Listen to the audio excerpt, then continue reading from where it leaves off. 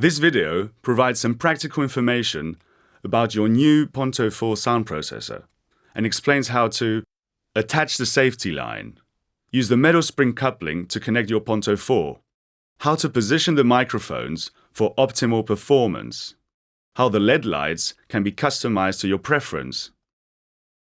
Ponto 4 comes with an optional safety line designed to avoid you dropping your sound processor during physical activity or in other situations.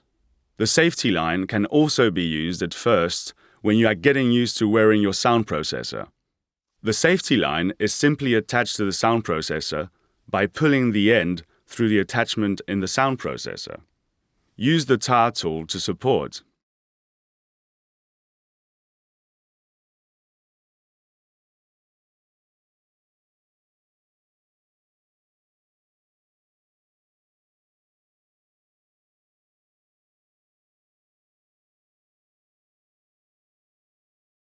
Open the clip and simply attach the clip of the safety line to your clothing.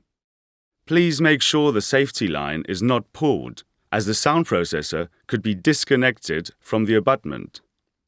To safely and comfortably connect your sound processor to the abutment, simply tilt it slightly and carefully push it onto the abutment.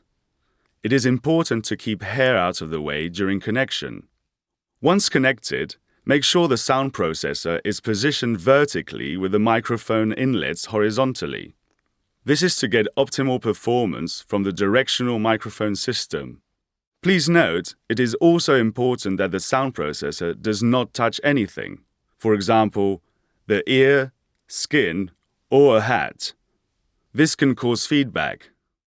Ponto 4 comes with as many as 15 different options for sound indications and LED light patterns that can help caregivers, parents, and teachers to operate the sound processor and to give instructions on relevant functions and modes of the sound processor, such as program status, on-off indicator,